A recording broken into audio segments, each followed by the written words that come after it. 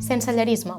Potser has sentit la paraula, però sabries dir totes les realitats que engloba el sensellarisme? Llar.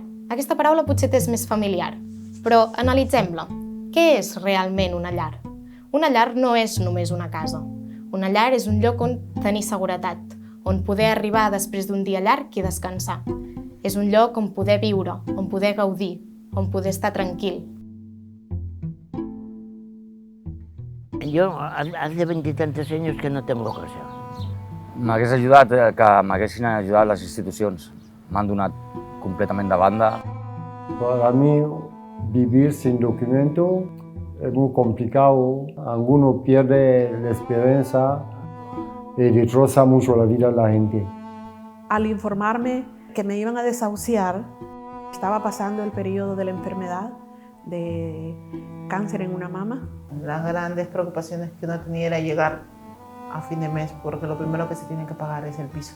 I el carrer t'ensenya molt el que és la vida i dones valor a tot. O sigui, la llar per mi és estabilitat i tranquil·litat. O sigui, tindre un sostre et dona molta confiança.